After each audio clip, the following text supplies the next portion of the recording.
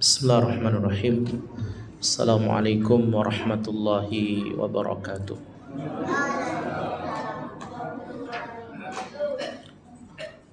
Innal hamdalillah nahmaduhu wa nasta'inuhu wa nastaghfiruh wa na'udzu billahi min shururi anfusina wa min sayyiati a'malina. May yahdihillahu fala mudilla lahu wa may yudlil falan tajida lahu waliyan mursyida. Asyhadu an la ilaha illallah wahdahu la syarika lah wa asyhadu anna Muhammadan abduhu wa rasuluhu la nabiyya ba'dah. Allahumma salli ala sayyidina wa habibina wa qurrati a'yunina Muhammadin wa ala alihi wa sahbihi ajma'in. Allahumma arzuqna fahman nabiyyin wa hifdzal mursalin wa ilhamal malaikatil muqrabin bi rahmatika ya arhamar rahimin. Allahumma inna nas'aluka ilman nafi'a wa qalban khashi'a wa amalan mutaqabbala wa rizqan halalan tayyiban mubaraka. Rabbana zidna ilma warzuqna fahma. Allahumma a'inna ala dzikrika wa syukrika wa husni ibadatik. Allahumma inna nas'aluka husnal khatimah wa na'udzubika min su'il khatimah. Taqabbal minna ya karim, alhamdulillahi rabbil alamin. Bapak Ibu jamaah salat maghrib Masjid Al-Muttaqin yang dimuliakan Allah Subhanahu wa taala. Jazakumullah khairan. Bersyukur kita kepada Allah karena malam hari ini Allah masih izinkan kita, Allah masih karuniakan nikmat yang luar biasa kepada kita, sehingga kita bisa melaksanakan kewajiban kita kepada Allah, yaitu salat maghrib berjamaah. Kemudian kita lanjutkan dengan kajian sambil kita iktikaf di masjid ini. Walaupun kondisinya masih hujan, ternyata Allah Subhanahu wa taala masih mengizinkan kita untuk tetap bisa melaksanakan kewajiban kita kepada Allah. Mudah-mudahan hujannya barokah. Kita diajari kalau hujan itu untuk berdoa Allahumma sayyiban nafi'ah. Kalau ndak pengen hujan, apa doanya? Kalau hujan kan Allahumma sayyiban nafi'ah.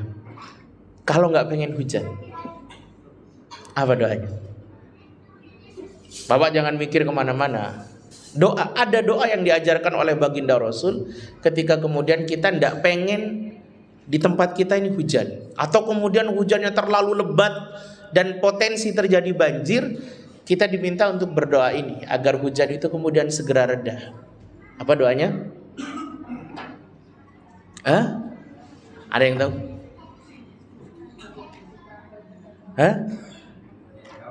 Gak ada yang tahu. Allahumma hawalaina la alaina. Allahumma hawalaina la alaina. Ya Allah, hujannya di sekitar kita saja, jangan di tempat kami. Jadi baginda Rasul ngajarkan kepada kita kalau hujan kita diminta berdoa Allahumma sayyiban nafi'ah, agar hujannya jadi keberkahan. Tapi kalau potensi terjadi banjir, hujannya kebanyakan, berpotensi kemudian jadi musibah, kita bisa berdoa Allahumma hawalaina la alaina. Ya Allah, yang hujan di sana saja, di kami, di tempat kami jangan ya Rabb. Gitu ya. Nah, soal hujan ini jemaah dirahmati Allah, saya ingat betul di abad ketiga Hijriah itu ada seorang khalifah namanya Khalifah Abdurrahman An-Nasir.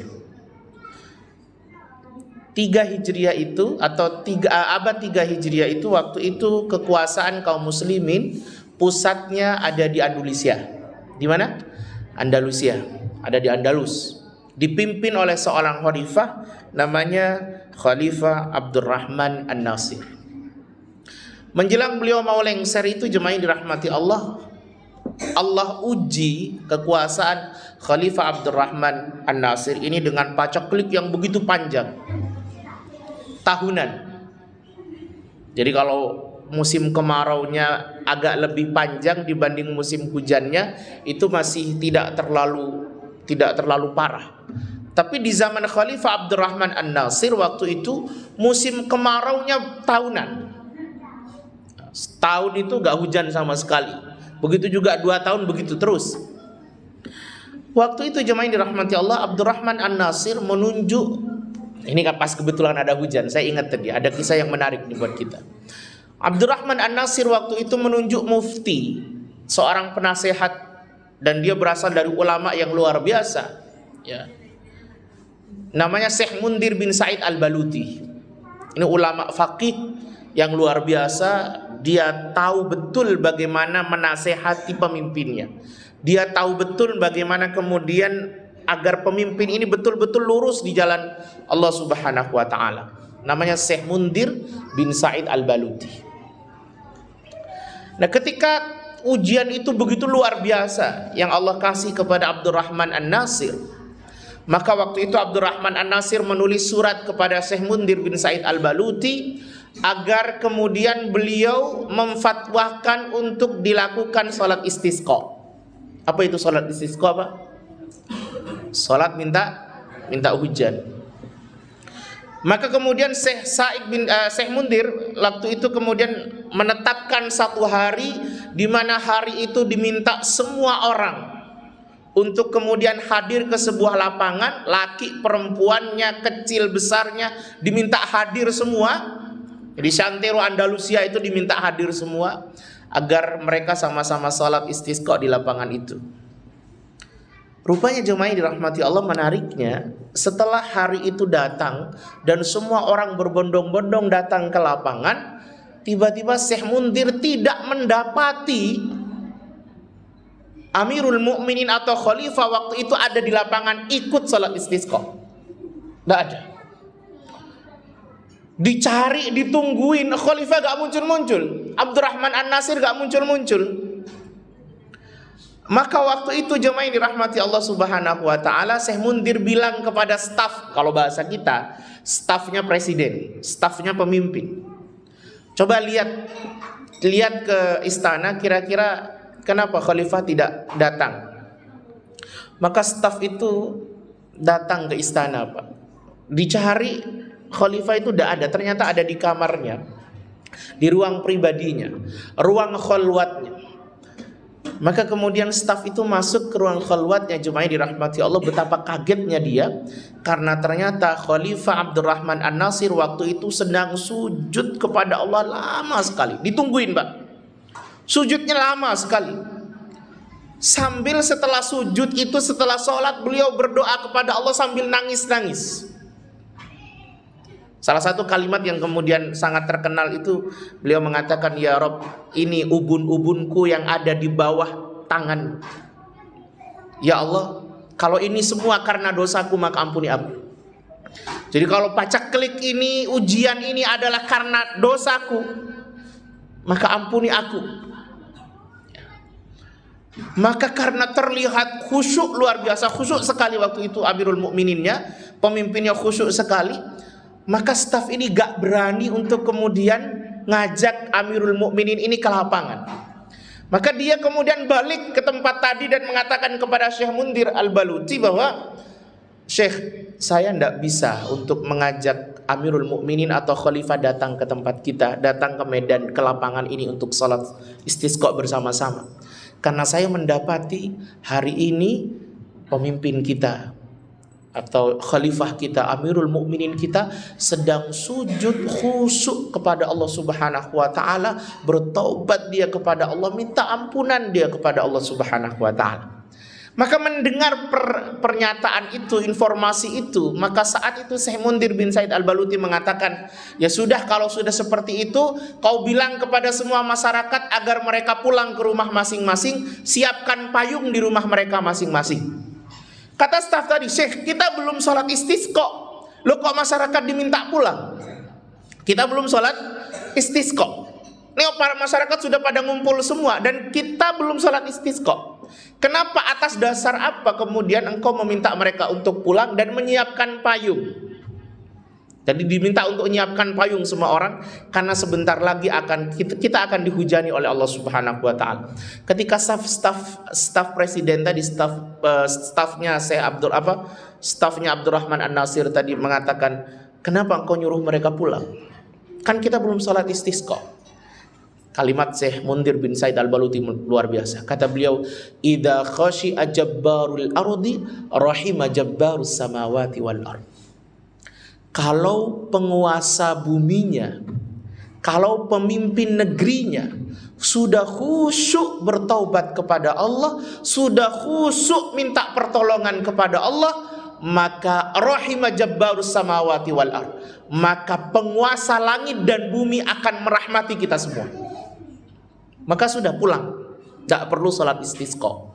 Maka pulang semua jemaah yang dirahmati Allah. Dan sorenya mereka dihujani dengan hujan yang sangat deras, dan paceklik waktu itu berakhir hari itu juga.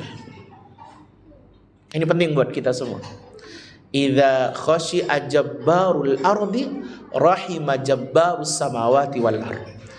Kalau orang yang ada di bumi ini, kalau ini babnya penguasa, pemimpin yang ada di bumi ini sudah khusyuk, sudah tunduk kepada Allah, maka rahima jabbarus samawati wal ard, Allah akan merahmati semua penduduk bumi ini. Maka saya ingat betul kalimatnya Ustadz A'agim. Beliau itu pernah menyampaikan, masalah terbesar dalam hidup kita ini bukan masalah yang sedang kita hadapi hari ini. Katakanlah hari ini kita punya masalah soal anak, katakanlah hari ini kita punya masalah soal pasangan kita, atau soal ekonomi kita yang paceklik, ekonomi kita yang seret, atau hutang kita yang banyak dikejar-kejar debt collector dan lain sebagainya. Bukan itu masalah terbesar, kata Ustadz Abdullah Gimnastiar.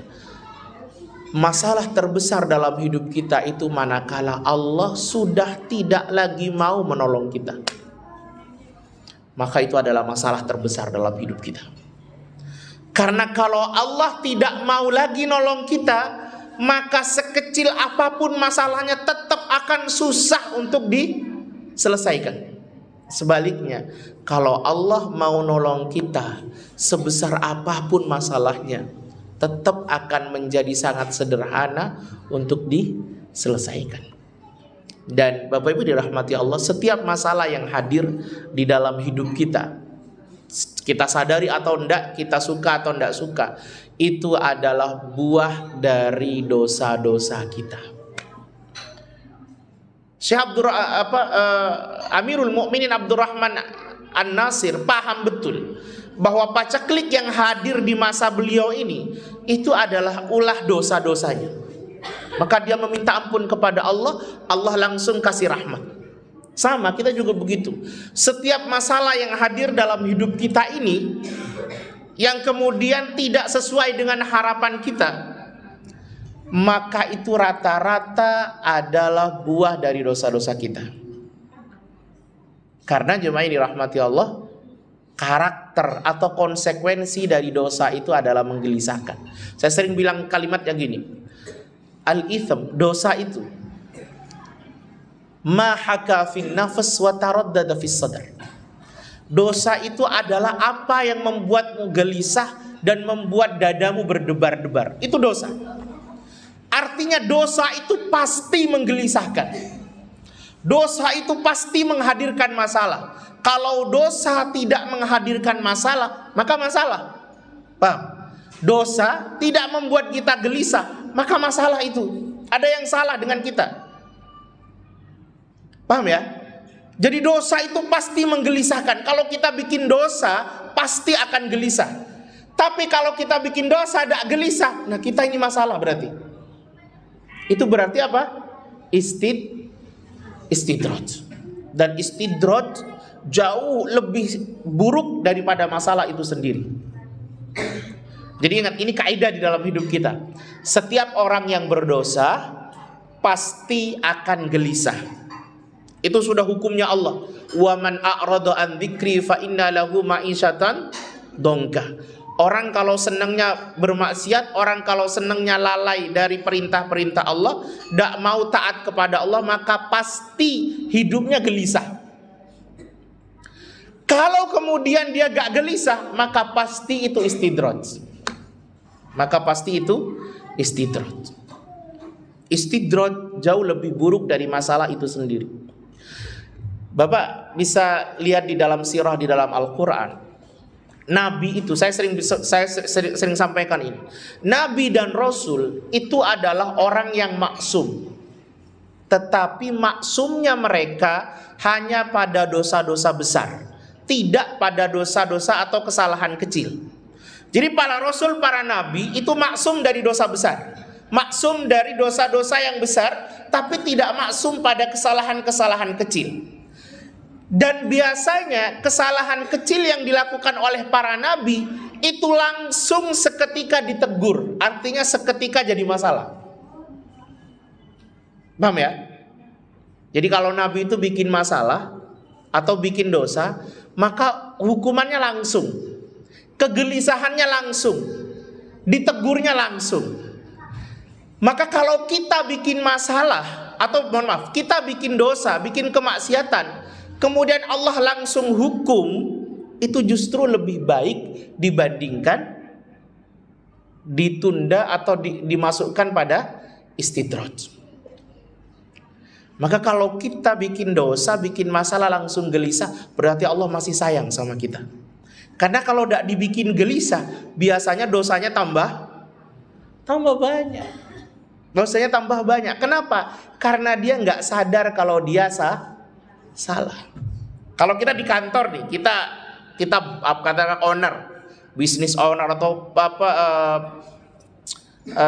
kita yang punya perusahaan atau kita pimpinan di sebuah lembaga. Kemudian kita mendapati ada staf kita yang bermasalah, tapi dia nggak ngerasa bersalah, nggak merasa bahwa dia sedang melakukan kesalahan. Nggak kita tegur, maka dia akan terus merasa dia benar. Maka sebagai atasan, sebagai bos, sebagai partner, sebagai tim atau sebagai business owner, kita perlu tegur, kita perlu kasih tahu bahwa kau salah. Walaupun teguran kita itu menggelisahkan dia. Kan tidak enak ditegur sama atasan, ya kan? Apalagi dikasih SP, itu bikin dia gelisah nggak? Gelisah. Tapi dia tahu bahwa saya salah, saya harus perbaiki. Sama. Begitu juga dengan Allah Subhanahu wa Ta'ala. Ketika seorang hamba itu dia bikin dosa, langsung kemudian Allah tegur, langsung kemudian Allah kasih hukuman, itu berarti Allah sedang sayang sama kita. Kenapa? Karena Allah tidak pengen kita terus berdosa. Tapi yang jelas, setiap kegelisahan dalam hidup kita ini, itu muaranya, itu awalnya berasal dari dosa. Saya kasih contoh begini. Bapak tahu Nabiullah Adam alaihissalam? Tahu ya? Ya. Di dalam Al-Quran disinggung begitu banyak. Nabiullah Adam itu pernah melakukan kesalahan ketika beliau kemudian memakan buah yang dilarang. Buah apa itu, Pak? Kompak. Saya selalu mengatakan bahwa buah khuldi itu adalah kalimatnya setan. Jadi buah khuldi itu adalah kalimatnya setan yang dikampanyekan kepada kita. Setan itu ketika menggoda Nabiullah Musa agar Nabiullah Musa mau memakan buah yang dilarang itu, buah yang dijadikan pantangan itu, setan menggunakan istilah syajaratul khuld atau buah khuldi. Agar apa? Agar Nabiullah Adam tertarik. Kalau hanya sekedar Adam makan buah itu kan standar saja. Tapi ketika dibumbui bahwa Adam makan buah khuldi, makan tuh buah yang kalau kau makan, kata setan, hal adulluka ala syajaratil khuldi wa mulkin la yabla. Wahai Adam, apakah engkau mau aku tunjukkan kepada buah yang kalau kau makan kau akan abadi? Kalau kau makan, kekuasaanmu, kesenanganmu ini akan abadi. Itu buah khuldi. Maka kalimat itu cukup membuat Nabiullah Adam punya pikiran mau makan. Tapi walaupun setelah itu beliau masih kuat, akhirnya Bunda Hawa yang makan. Jadi buah khuldi itu istilah yang dibuat oleh setan. Paham ya? Maka saya sangat tidak setuju menggunakan kalimat itu, buah khuldi, karena itu kalimatnya setan.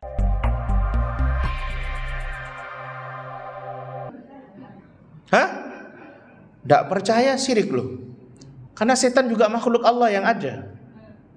Kalau pada setan kita percaya bahwa dia ada, tapi pada kalimatnya setan kita tidak percaya.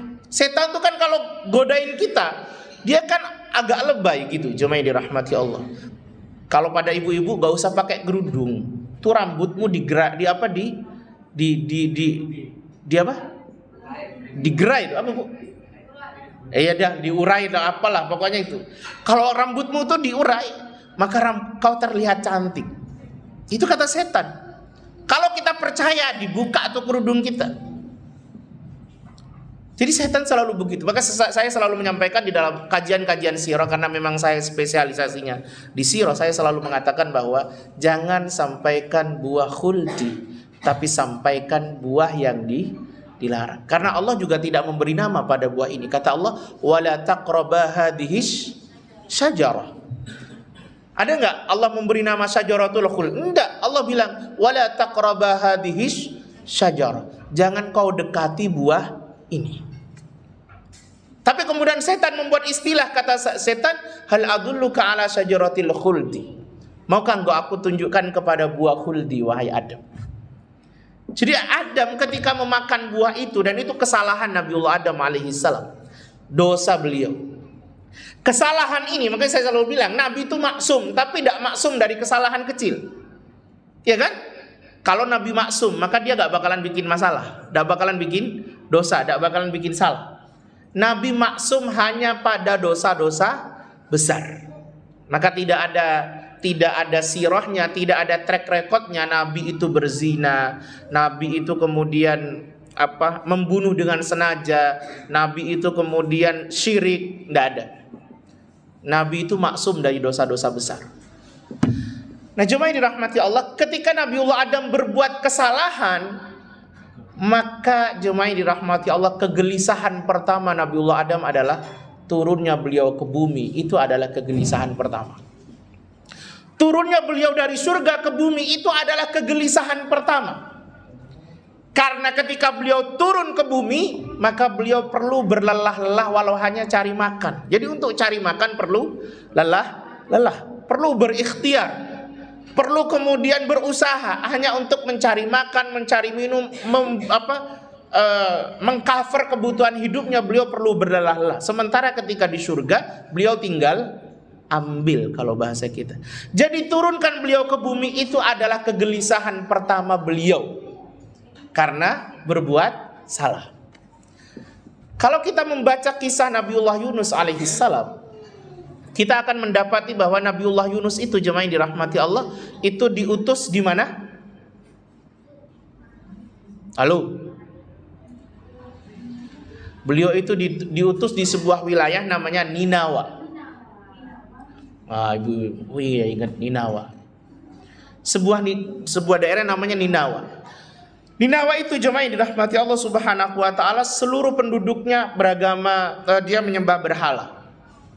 Didakwahi oleh Nabiullah Yunus berkali-kali, bertahun-tahun tidak mau ikut. Bahkan mereka mengejek, mengolok-olok dan lain sebagainya. Sampai suatu hari Nabiullah Yunus tidak sabar, kalau bahasa kita mangkelnya wis pol-polan. Maka Nabiullah Yunus mengatakan, dia berkhutbah di sebuah lapangan, didengar oleh semua orang bahwa kalau sampai 3 hari kalian tidak beriman, maka tunggulah azab Allah Subhanahu wa taala. Maka setelah itu beliau kemudian pergi, Pak, meninggalkan kaumnya. Kalau kita belajar sirah, kita akan mendapati setiap hijrahnya para nabi itu selalu atas perintah Allah Subhanahu wa taala. Nabiullah Ibrahim itu hijrah ke Syam dari Babilonia, dari Irak ke Syam, itu atas perintah Allah. Nanti kemudian beliau hijrah dari Syam ke Mesir, itu juga atas perintah Allah. Balik lagi dari Mesir ke Syam, itu juga atas perintah Allah. Baginda Rasul itu hijrah dari Mekah ke Madinah, itu juga atas perintah Allah Subhanahu wa taala. Tidak atas dasar inisiatif sendiri, enggak. Semua atas perintah Allah Subhanahu wa taala. Termasuk juga nanti Nabiullah Yakub hijrah dari Syam ke Mesir, itu juga atas perintah Allah Subhanahu wa taala. Musa nanti membawa Bani Israel dari Mesir ke Syam, itu juga atas perintah Allah Subhanahu wa taala. kaidahnya setiap hijrahnya para nabi itu selalu diperintah. Nah, ini masalahnya Yunus alaihi salam itu meninggalkan kaumnya, hijrah dari Ninawa ke suatu tempat itu tanpa ada perintah dari Allah Subhanahu wa taala, maka itu adalah sebuah kesalahan. Itu kesalahan. Maka karena ini kesalahan, Allah kemudian bikinkan konsekuensinya berupa kegelisahan. Apa itu kegelisahannya? Allah masukkan dia ke dalam perut ikan paus apa hiu? Paus apa hiu? Dari mana dasar paus? Dari mana dasar hiu? Ayo. Kita selalu begitu. Yang tidak dikasih nama kita kasih nama. Padahal para ulama mengatakan al-hut azimah. Hut azimah itu artinya ikannya besar. Mboh ikan besar itu ikan apa gak paham. Pokoknya ikannya besar. Kalau dikasih paus dasarnya apa? Kalau dikasih hiu juga dasarnya apa? Ada nggak yang kemudian mengatakan itu paus atau yang mengatakan itu hiu? Saya secara pribadi mengatakan ikannya besar. Wis pokoknya besar, yang akhirnya kalau kemudian Nabiullah Yunus itu masuk ke dalam perut ikan itu, Nabiullah Yunus seperti masih punya ruangan untuk beliau bisa bergerak dan bernafas. Sehingga ketika beliau masuk ke dalam plung gitu, kemudian akhirnya beliau sadar itu tangannya yang bergerak. Kemudian beliau sadar bahwa ini adalah karena kesalahan beliau meninggalkan kaumnya tanpa ada perintah dari Allah Subhanahu wa taala. Itulah kemudian kalimat pertama yang keluar dari lisan baginda Nabiullah Yunus yang ada di dalam perut ikan itu bukan ya Allah minta tolong keluarkan aku, bukan. Kalau ya Allah minta tolong keluarkan aku, itu berarti Nabiullah Yunus gak merasa bersalah. Sama model kayak kita. Kita ini kadang gak peka dengan sinyal Allah.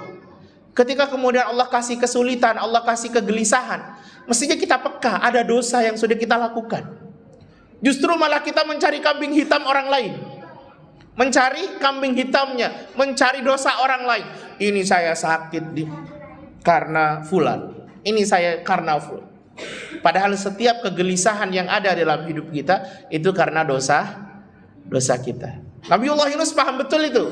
Maka ketika beliau sadar, beliau langsung mengucapkan kalimat yang sangat luar biasa. Bahkan para ulama mengatakan mestinya doa Nabiullah Yunus menjadi doa setiap orang yang beriman. Apa kalimatnya? La ilaha illa anta subhanaka inni kuntu minadz zalimin. Saran saya Pak, tolong jangan pernah lupa amalkan doa ini. Ini doa luar biasa. Allah senyum kalau kita baca doa ini. Lihat kalimatnya, la ilaha illa anta, tiada Tuhan selain engkau ya Allah, subhanaka, maha suci engkau ya Allah, inni kuntu minadz zalimin, sesungguhnya aku adalah orang yang bersalah. Ada nggak di situ kalimat Nabiullah Yunus minta pertolongan sama Allah? Enggak. Adakah kemudian kalimat Nabiullah Yunus minta agar beliau dikeluarkan dari perut ikan? Enggak. Saya kadang membayangkan, saya bayangkan kadang, sekiranya Nabiullah Yunus itu bilang, ya Allah tolong keluarkan saya dari perut ikan ini. Pas dikeluarkan, jemaah ini dirahmati Allah, dikeluarkan di tengah lautan, dia perlu harus berenang sampai ke tepi lautan. Itu hidupnya ikan besar itu pasti di laut lepas, nggak mungkin di laut-laut yang dangkal-dangkal atau perak begini, nggak mungkin Pak. Itu di laut lepas karena besar ya. Nah kalau kemudian langsung dikeluarkan di tengah lautan, dia perlu harus berenang. Iya kalau bisa berenang, kalau tidak bisa berenang, bahkan nanti para ulama mengatakan ketika Yunus itu dikeluarkan dari perut ikan itu, beliau itu kata para ulama terutama Imam Ibnu Katsir mengatakan bahwa beliau seperti burung yang baru netes dari telurnya. Tahu burung yang baru netes dari telurnya? Basah kan biasanya Pak? Basah gak? Kemudian tulangnya kelihatan, lemes, nggak bisa langsung terbang. Susah, lemes sekali. Nah, Yunus waktu itu kayak gitu. Apakah masih bisa untuk berenang? Ya pasti gak bisa. Karena sudah, kalau bahasa kita itu orang kalau sudah ditekan, ya semua tubuhnya ditekan, ini lemes sekali. Nah jemaah dirahmati Allah, uniknya adalah Yunus justru mengatakan la ilaha illa anta, tiada Tuhan selain Engkau ya Allah, subhanaka maha suci Engkau ya Allah, inni kuntu minadh dhalimin, aku yang bersalah ya Allah, aku berdosa. Aku sadar ya Allah, aku salah. Aku sudah kemudian keluar dari dakwahku tanpa perintah dari Engkau. Aku salah ya Allah. Wes pokoknya aku salah. Kalimat kata aku salah ini menjadi menarik di arasnya Allah Subhanahu wa taala. Kata para ulama, doa yang terbaik di dalam Al-Quran salah satunya adalah doa Nabiullah Yunus alaihissalam. Bahkan kalau orang berdoa diawali dengan doa Nabiullah Yunus, Allah pasti kabulkan doanya. Kenapa? Karena ada dua isinya. Satu, soal tauhid. Kalimat la ilaha illa anta subhanaka itu adalah tauhid. Nabiullah Yunus memuji Allah Subhanahu wa taala. Kedua, mengaku bahwa kita lemah, mengaku bahwa kita salah. Saya kasih contoh begini, gak usah jauh-jauh. Bapak ibu kalau kemudian tengkar sama istri, bapak kalau tengkar sama istri, tengkarnya luar biasa, sampai kemudian guling bantal dilempar, harus tidur berpisah, satu di ruang tamu, satu di kamar gitu. Gak nyapa, semuanya pokoknya amburadul lah keluarga itu. Tiba-tiba entah ada angin dari mana, tapi sampai terinspirasi betul dari kisah Nabiullah Yunus alaihissalam, sampai langsung bilang sama istri, ya sudah mah, aku yang salah. Itu jemaah yang dirahmati Allah. Walaupun sampai merasa, walaupun sampai ketoke kalah, tapi sampai menang. Dan itu berakhir. Makanya kalau dalam rumah tangga itu jangan selalu berpatokan pada siapa yang benar, siapa yang salah. Yang paling bagus itu siapa yang mau ngaku salah duluan. Pokoknya kalau aku yang salah, aku minta maaf. Selesai itu Pak. Mau kayak apa dramanya, selesai itu. Sama Allah itu, kalau kita bilang sama ya Allah aku salah, aku yang berdosa, aku yang lalai, Allah paling senang dengan kalimat itu. Maka apa yang terjadi? Kalimat aku salah itu, kata Nabiullah Yunus, ketika beliau merasa berdosa, merasa melakukan kesalahan, Allah ternyata sempurnakan pengabulan doanya. Allah tidak hanya keluarkan Nabiullah Yunus dari perut ikan itu, bahkan Allah antarkan dulu ke tepian, baru dikeluarkan di tepian. Itu Pak, satu. Yang kedua, ketika Nabiullah Yunus sudah keluar, itu kan posisi beliau lemas luar biasa, maka Allah hidangkan kepada Nabiullah Yunus susu, berikut juga buah labu. Saya sampai sekarang masih bertanya-tanya, kenapa di kondisi yang setidak berdaya itu buah labu yang dihidangkan? Ada yang mengatakan bahwa karena labu itu gampang dikunyahnya. Coba kayak gitu tuh Pak, kondisi kayak gitu, yang dihidangkan jagung yang di apa? Buka jagung bakar masih enak Pak. Disangar, tahu disangar sampean? Nah, yang gigi kalau makan itu giginya perlu hati-hati gitu, takut copot gitu. Tapi itu yang dihidangkan buah labu. Salah satunya yang ada yang mengatakan bahwa karena buah labu manis. Manis itu menghasilkan energi. Yang kedua, buah labu itu gampang dikunyah, lunak. Dan begitu banyak rahasia-rahasia yang lain. Baru kemudian Nabiullah Yunus makan buah labu itu, minum susu itu, hingga akhirnya beliau bugar kembali. Setelah beliau sehat, beliau kemudian berjanji kepada Allah, ya Allah, aku tidak akan pernah lagi meninggalkan kaumku. Maka beliau kemudian kembali ke Ninawa. Betapa kagetnya Nabiullah Yunus, karena saat beliau sampai di Ninawa, seluruh kaumnya beriman pada Allah Subhanahu wa ta'ala. Semuanya, ratusan ribu, bahkan 100.000 lebih. Itu kaumnya semua beriman kepada Allah Subhanahu wa ta'ala. Nabiullah Yunus geleng-geleng, kok bisa? Coba bayangkan, orang itu kalau terus merasa bersalah kepada Allah, terus merasa menjadi orang zalim di hadapan Allah, Allah akan sempurnakan berbagai macam harapan. Maka kata baginda Rasul, orang tuh kalau kemudian doanya banyak, harapannya banyak, jadi kalau didoakan begini, itu akan potensi banyak sekali, kata beliau, cukuplah dengan istighfar. Apa itu istighfar? Pengakuan bahwa kita bersalah. Bahwa ketika kita mengaku bersalah di hadapan Allah Subhanahu wa taala, maka Allah akan sempurnakan urusan kita. Allah sempurnakan harapan-harapan kita. Jangan terlalu banyak meminta kepada Allah, tapi perbanyak ngaku salah kepada Allah Subhanahu wa taala. Kita ini kadang kebalik, Pak. Mintanya banyak, ngaku salah sedikit. Ngaku salah sedikit. Coba kalau kita lari kepada doanya Nabiullah Adam alaihissalam. Ketika Nabiullah Adam berharap kemudian Allah Subhanahu wa taala terima taubatnya. Kalimat doa Nabiullah Adam, Rabbana zalamna anfusana wa illam taghfir lana wa tarhamna lanakunanna minal khasirin. Duhai Rabb kami, sungguh kami zalim. Sungguh kami bersalah. Jadi setelah makan buah yang dilarang itu, beliau langsung ngerasa bersalah. Beliau kemudian berdoa. Apa efeknya dari doa ini? Allah kemudian pertemukan beliau dengan Bunda Hawa. Kemudian Allah terima taubatnya. Bahkan dengan diterimanya taubat ini, kata para ulama, Nabiullah Adam kelak akan dikembalikan ke surga lagi. Jadi jemaah dirahmati Allah, karena dosa itu menghasilkan kegelisahan, maka kegelisahan itu bisa kemudian diselesaikan dengan merasa bersalah atau dengan taubat. Dengan taubat.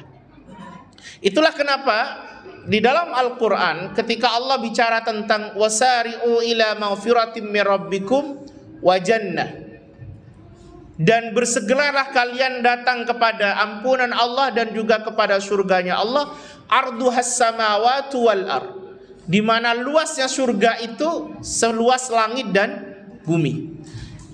Uiddat lil muttaqin, disiapkan untuk orang-orang yang bertakwa. Nah, karakter orang yang bertakwa Allah sepil, kalau bahasa anak muda sekarang Allah sepil di dalam ayat ini. Apa itu? Pertama, alladzina yunfiquna fis sarra wad dharra. Orang yang loyal, orang bertakwa itu selalu loyal. Yang kedua, wal kadhiminal ghaid, orang yang tidak suka marah-marah, orang yang bisa menahan hawa nafsunya. Yang ketiga, wal afina anin nas, dan orang yang kemudian bisa memaafkan manusia lainnya. Yang keempat, alladzina idza fa'alu fahishatan aw zalamu anfusahum dzakarullah. Orang bertakwa itu adalah orang yang kalau dia berbuat zalim, dia melakukan kesalahan, dia bikin dosa, dia sadar kalau dia salah. Itu. Jadi orang bertakwa itu bukan orang yang kemudian bersih dari dosa, bukan orang yang kemudian bersih dari kesalahan, tidak pernah melakukan salah, enggak. Orang bertakwa dia namanya juga manusia, tetap bikin salah. Tetapi ketika dia bikin salah, dia ngerasa bersalah. Itu bedanya. Orang bertakwa itu kalau bikin salah ngerasa bersalah. Orang kalau tidak bertakwa bikin salah ngerasa benar. Sudah salah tapi merasa benar. Ini orang paling tidak dicintai oleh Allah Subhanahu wa taala. Maka jemaah dirahmati Allah, ini penting sekali. Jadi mulai dari kisah tentang Khalifah Abdurrahman An-Nasir tadi sampai kisah Adam alaihissalam, kisah Nabiullah Yunus alaihissalam. Maka kalau kita belajar dari kisah, kita akan mendapati satu pelajaran yang besar. Itulah kenapa kemudian Quran itu sepertiganya adalah kisah. Bapak tahu nggak? Quran itu isinya, kontennya itu oleh para ulama dibagi 3. 1, sepertiganya adalah tauhid. Yang kedua, sepertiganya adalah hukum ibadah dan muamalah. Yang ketiga, sepertiganya adalah sirah atau kisah. Pertanyaan saya, kenapa kisah menempati porsi yang cukup besar di dalam Al-Quran? Kenapa? Cuma dirahmati Allah, karena Quran itu, ya, Quran itu tidak akan pernah bisa didalami atau dipahami secara utuh ketika kita tidak memahami sirah. Antum cari mufassir mana saja pasti dia juga ahli sirah. Seorang mufassir pasti ahli sirah. Imam Ibnu Katsir itu nulis Al-Bidayah wan Nihayah, Qasasul Anbiya, itu karangan Imam Ibnu Katsir. Pokoknya dia ahli tafsir, pasti ahli sirah. Karena Quran tidak akan pernah bisa didalami secara utuh, dipahami secara itu tanpa sirah. Saya kasih contoh begini. Bapak tahu surah Al-Lahab? Tahu apa bunyinya? Tabbat yada Abi Lahab wa tab, ma aghna anhu maluhu wa ma kasab, sayasla naran talahab, ila akhiril ayat. Ayat ini atau surat ini, jemaah dirahmati Allah, kalau kita hanya baca terjemahannya saja, maka datar saja. Tapi kalau kita membaca asbabun nuzulnya, membaca bagaimana sirah membentuk surat ini, atau sirah menjadi latar belakang Allah turunkan surat ini, itu kan awalnya Nabiullah Muhammad SAW memanggil semua Bani Hashim untuk datang kepada beliau di sebuah bukit namanya Bukit Buto. Maka kemudian datanglah Bani Hashim kepada mereka, termasuk Abu Lahab. Maka baginda Rasul bilang kepada Bani Hashim waktu itu, bagaimana pendapat kalian kalau saya sampaikan kepada kalian bahwa di belakang bukit kita ini telah siap pasukan musuh kalian yang akan menghancurkan kalian. Kalian percaya atau tidak? Orang-orang Bani Hashim waktu itu mengatakan, bala ya Muhammad, tentu Muhammad kami percaya, karena memang selama ini engkau tidak pernah berbohong. Maka baginda Rasul merespon kalimat itu dengan mengatakan, maka berhati-hatilah kalian dengan datangnya azab Allah kalau kalian tidak mau beriman. Disitulah kemudian Abu Lahab mengatakan, tabban laka ya Muhammad, celaka engkau Muhammad, alihadza jama'tana, apakah karena urusan yang sesepele ini, sesederhana ini, urusan kepentinganmu itu, kau harus kemudian memanggil kami sepagi ini? Maka waktu itu baginda Rasul tidak bergeming, tidak menimpali, tidak membalas. Justru baginda Rasul nunduk, Pak. Kenapa nunduk? Karena berbarengan dengan itu turun surah Al-Masad atau surat Al-Lahab. Isinya tabbat yada Abi Lahab wa tab. Celakalah kalian, celakalah kedua tangan Abu Lahab dan benar-benar celaka. Ma aghna anhu maluhu wa ma kasab.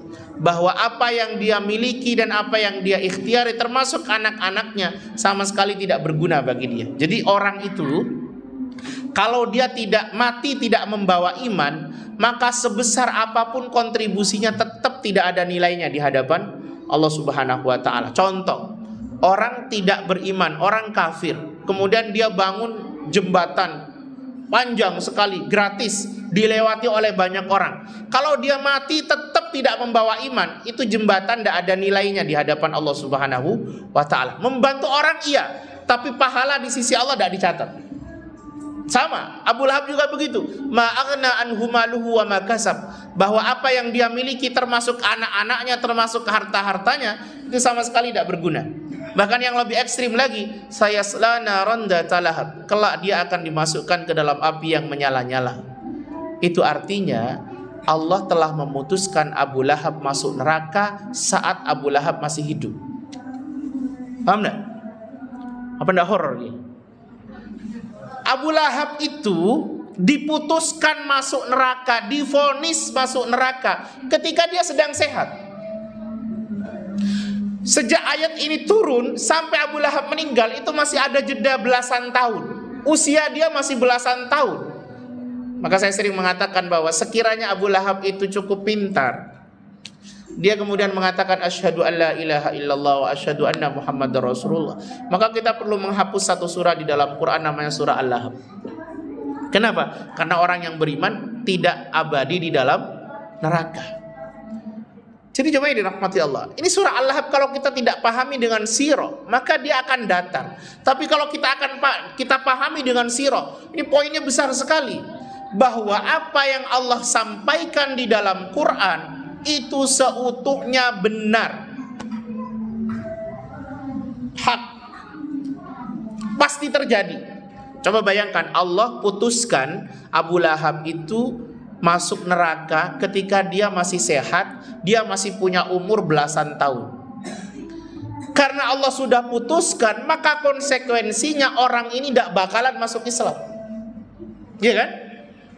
Maka apa yang terjadi? Belasan tahun dia masih hidup, dia sama sekali tidak tertarik dengan Islam, bahkan mati dengan cara menjijikkan. Bau tuh kuburannya Jumaidi rahmati Allah. Bahkan kalimat berikutnya, wa mra'atuhu, dan istrinya. Istrinya juga divonis masuk neraka. Lu apa sebabnya? Kan kita tahu kaidah di dalam syariat kita, kalau suami bikin dosa, istri tidak nanggung kan? Kalau istri bikin dosa, suami kena hisab, iya kan? Memang gitu, perempuan memang enak gitu. Jadi kalau suami bikin dosa, istri ini bebas. Dia tidak menanggung hisab suaminya. Tapi kalau perempuan bikin dosa atau istri bikin dosa, suami tetap akan dihisab. Kalau dia tidak punya jawaban, maka dia tetap akan nanggung dosanya. Pertanyaannya, loh, kenapa Abu Lahab yang kemudian ngejek, mengolok-ngolok, kok tiba-tiba istrinya juga ikut? Karena ternyata kalau ini kita tidak kaji dengan sirah, maka kita tidak akan menemukan banyak poinnya. Karena ternyata Abu Lahab itu benci kepada baginda Rasul, itu ulah istrinya Ummu Jamil. Bapak Ibu pernah dengar enggak bahwa Abu Lahab itu sangat bahagia ketika baginda Rasul lahir, ya kan? Ya kan? Kemudian kok tiba-tiba Abu Lahab benci dengan baginda Rasul? Semua bermula ketika baginda Rasul menikah dengan Khadijah. Kenapa? Karena Ummu Jamil iri, hasad pada Khadijah. Kenapa hasad kepada Khadijah? Ummu Jamil tidak pernah bisa mengungguli Khadijah dalam sisi apapun selama hidup dia. Dari kecantikan, dari kemuliaan, kehormatan, kekayaan, tidak pernah bisa. Maka Ummu Jamil menggunakan suaminya Abu Lahab untuk memprovokasi baginda Rasul, benci kepada baginda Rasul termasuk kepada Khadijah. Dan kebencian itu melahirkan satu hal yang sangat mudarat sekali, sehingga kalimat wa mra'atuh jadi ikut terseret di Abu Lahab. Paham ya? Jadi surah Al-Masad itu menjadi hidup ketika kemudian kita memahami itu dengan sirah Jumaidi rahmati Allah. Sama, saya sering bilang, kalau Bapak tahu di dalam Al-Quran itu ada surah Al-Baqarah itu 183 yang biasa kita dengar kalau bulan Ramadan. Apa itu kalimat ya ayyuhalladzina amanu kutiba alaikumus siyam kama kutiba alal ladzina min qablikum la'allakum tattaqun. Kalimat ini kalau kita baca secara terjemah paling kita menyimpulkan bahwa ini adalah ayat tentang kewajiban berpuasa. Tapi kalau kita kaji dengan sirah, kita akan menemukan poin besar di sini bahwa ayat ini turun di bulan Sya'ban.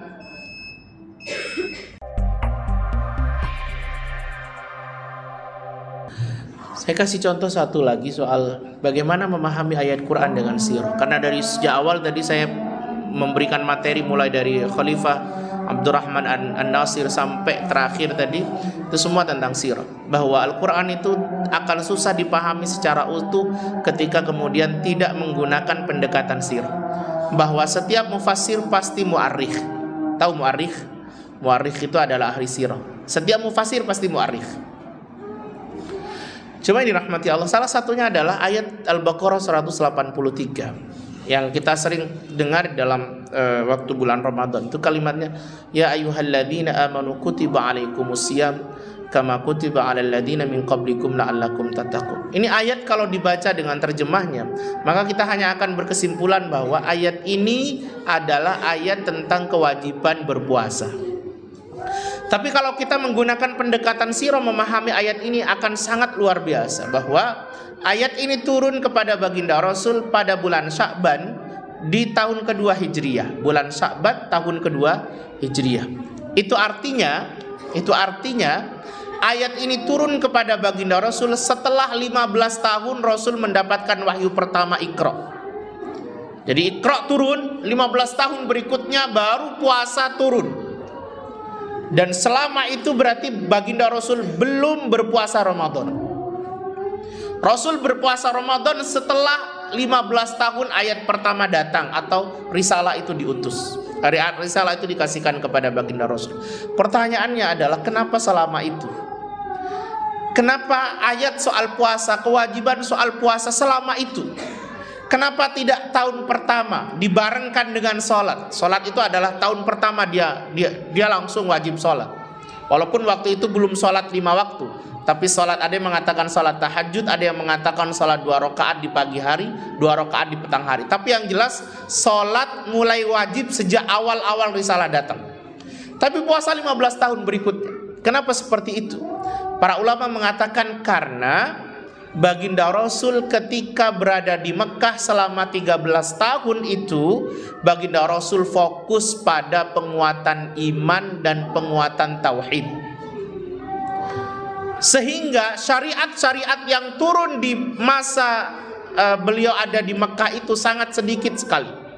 Sangat sedikit sekali. Puasa di Madinah, nutup aurat di Madinah, homer haram di Madinah. Kemudian yang lain banyak di Madinah. Syariat-syariat ini banyak di Madinah. Karena apa? Karena waktu di Mekah baginda Rasul fokus pada penguatan iman dan tauhid. Setelah baginda Rasul kemudian hijrah ke Madinah, dapat 2 tahun langsung oleh Allah diwajibkan puasa. Turun ayat ini. Maka kalimat ya ayyuhalladzina amanu di dalam ayat ini itu kalau dikonversi kepada waktu itu butuh 15 tahun lamanya. Jadi ya ayyuhalladzina amanu itu kalau dikonversi kepada waktu itu butuh 15 tahun namanya. Dan ini menariknya, ketika ya ayyuhalladzina amanu ini konkret, maka kutiba alaikumusiyam itu bisa diterapkan. Orang tuh kalau imannya sudah kokoh, dikasih syariat apapun dia sami'na wa ata'na, dia bisa melakukan itu. Tapi kalau itu orang itu imannya tidak kokoh, dikasih syariat dikit protesnya kebanyakan. Dikasih syariat dikit protesnya kebanyakan. Tapi kalau kokoh jemaah yang dirahmati Allah, dia berpuasa 30 hari itu ringan bagi dia. Maka kenapa kalimatnya didahului dengan kalimat ya ayyuhalladzina amanu? Karena memang yang diseru, yang dipanggil dan yang bakalan ngerespon itu hanya orang-orang beriman. Bukan ya ayyuhalladzina aslamu, wahai orang-orang muslim, bukan, tapi ya ayyuhalladzina amanu, wahai orang-orang yang beriman. Makanya hari ini kita juga menjumpai ada orang sudah jelas-jelas muslim, tetangga kita katakanlah, atau keluarga kita katakanlah, atau kita sendiri, wes KTP-nya muslim juga, setiap hari juga main sama kita, dia muslim, tapi pas bulan Ramadan tidak puasa. Kenapa? Mungkin iya dia muslim, tapi bisa jadi dia bukan mukmin. Paham? Mungkin dia muslim tapi bukan mukmin, karena hanya orang yang beriman yang dia akan tahu bahwa wajib itu puasa itu wajib. Maka ini penting jemaah yang dirahmati Allah Subhanahu wa taala. Termasuk ya ayyuhalladzina amanu, ini konversi waktunya 15 tahun. Dan orang yang beriman maka dia akan ringan melaksanakan puasa. Yang kedua terakhir, sudah masuk tuh Pak? Masih 6 menit lagi. Terakhir yang kedua. Kutiba alaikumusiyam, diwajibkan atas kalian berpuasa. Saya sering menyampaikan ini, terutama di bulan Ramadan, biar orang paham betul bahwa ayat ini tidak hanya sekedar kewajiban berpuasa. Kalimat as-siyam itu kalau kita menggunakan pendekatan lektikal atau pendekatan terjemah, kita akan mengatakan itu puasa.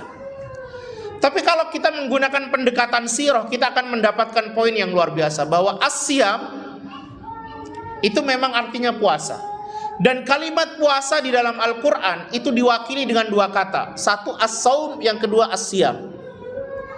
As-saum itu Allah Subhanahu wa taala salah satunya Allah letakkan di dalam surah surah itu Kaf ya Ain Sad, surah apa? Surah Maryam. Kaf ya Ain Sad. Ya, di surah itu Allah Subhanahu wa taala bercerita tentang bagaimana Bunda Maryam waktu itu beliau hamil tanpa ada seorang lelaki pun yang menyentuhnya. Kalau hamil tanpa suami itu banyak. Ya, banyak kan? Hamil tanpa suami banyak kan? Banyak, hari ini banyak sekali. Tapi hamil tanpa ada yang nyentuh itu tidak ada, hanya Bunda Maryam. Bunda Maryam waktu itu ketika hamil tanpa ada seorang lelaki pun yang menyentuhnya, jemaah dirahmati Allah, beliau difitnah, dituduh pelacur, dituduh kemudian berzina dan lain sebagainya. Karena beliau akhirnya malu, maka beliau memutuskan untuk mengasingkan diri, keluar dari kampungnya. Setelah anak itu lahir, beliau kembali ke kampungnya. Maka kemudian sebelum beliau masuk, beliau mengatakan kepada Allah, "Inni nadartu lirrahmani sauma." Ya Allah, aku hari ini bernazar untuk untuk berpuasa. Falan ukallimal yauma insiya, dan aku tidak akan berbicara dengan siapapun. Jadi saum di dalam kalimat ini itu artinya puasa, tapi yang puasa hanya satu organ, namanya mulutnya. Kan dia gak mau bicara. Karena bagi Bunda Maryam, aku bicara sama saja, anak sudah berada di dalam pangkuanku, mau klarifikasi kayak apa saja percuma. Maka aku putuskan untuk berpuasa, yaitu puasa bicara, tidak mau menjawab atau bertanya atau berbicara kepada orang. Jadi saum itu artinya berpuasa, tapi puasa satu organ. Kalau kita di bulan Ramadan itu puasa, tapi sejak salat subuh tidur sampai jam 4 sore, itu namanya saum. Itu namanya saum. Kita sejak subuh nonton televisi sampai mau menjelang buka puasa, itu namanya saum.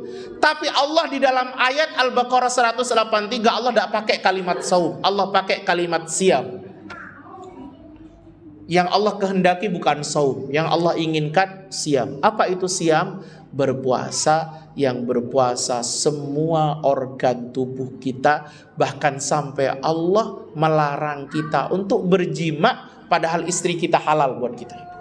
Maka seluruh organ diminta berpuasa. Itu namanya siam. Maka itu berat tapi menjadi ringan bagi orang yang beriman. Jadi Quran tanpa sirah tidak akan pernah utuh pemahamannya. Hadanallahu wa iyyakum ajmain, mudah-mudahan bermanfaat buat kita semua. Mohon maaf apabila ada kesalahan. Rabbana zalamna anfusana wa illam taghfir lana wa tarhamna lanakunanna minal khasirin. La ilaha illa anta subhanaka inna kunna minadh dhalimin. Allahumma inna nas'aluka husnal khatimah wa na'udzubika min su'il khatimah. Rabbana ighfir lana waghfir dhunuba walidina warhamhum kama rabbawna shighara. Rabbana atina fid dunya hasanah wa fil akhirati hasanah wa qina adzabannar. Walhamdulillahi rabbil alamin. Subhanakallahumma wa bihamdika asyhadu an la ilaha illa anta astaghfiruka wa atubu ilaik. Assalamualaikum warahmatullahi wabarakatuh.